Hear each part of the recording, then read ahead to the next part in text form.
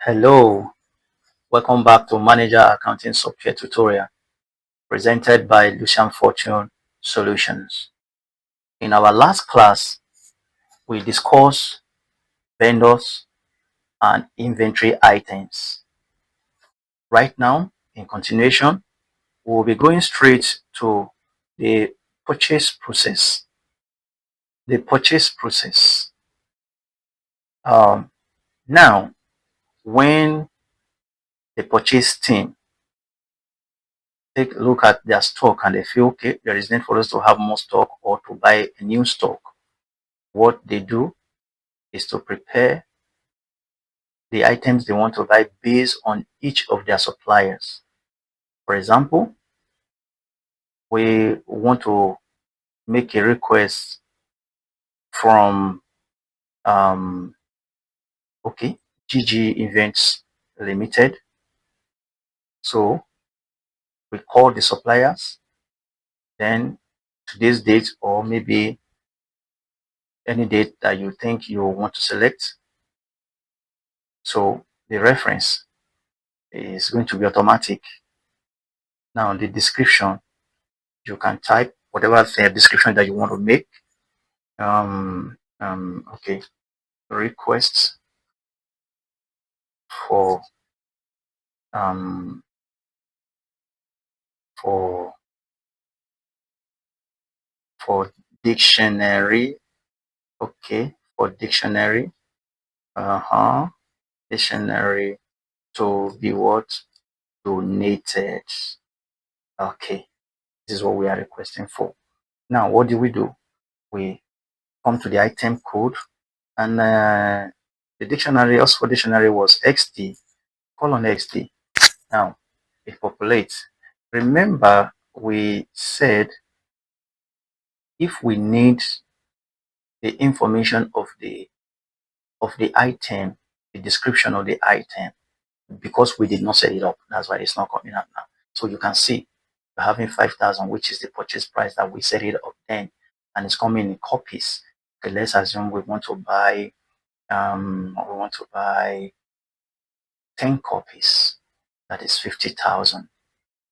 Now we go ahead. If there is anything that we want to set up here, or we want, so this is request for quotation. Request for quotation. If you say request for quotation, yes, you are requesting for quotation. You assume you don't know the price. But if not, if you already know the price is already populated here based on how much you've been buying it before. So now, if you can check if there's going to be discount or whatsoever, you set everything up right here. Then you do what? You click. I would like to let you know that there's also a provision for the image of the product to be uploaded.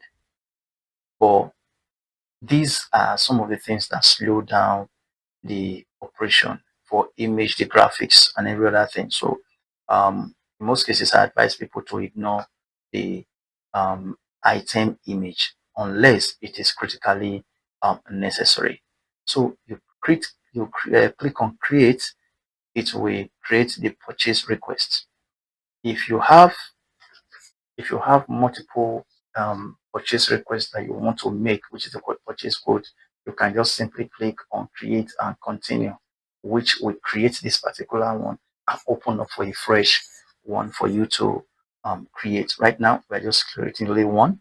So we say create. When you click on create, now the purchase code has been created. Now, this is the logo of Lucian Fortune Business. This is the detail of Lucian Fortune Business. These are their details. And now this is the issue date and the reference. The vendor is what? GG Events Limited, address Lagos. More description about this particular code that we are raising is what? Request for dictionary to be donated. And this is just only one item we created, and now we are having the total. So we are good on this page. This is our purchase code. Now, in furtherance to The next process, if you have sent this to your vendor, it's just a quote. It's just a quote. Then right here, purchase invoice. If you have agreed to buy, you convert this to purchase invoice. Now, take a look. We're having purchase quote. Now, purchase quote is being transferred now to um, um, purchase invoice. So, purchase invoice. Then, when you create, it automatically creates purchase invoice, which will now be added to your inventory. Remember, this is just a quote. This is just a quote. It's not in your inventory yet. It's not added to your inventory yet. All right, let's take a look at that. Inventory items.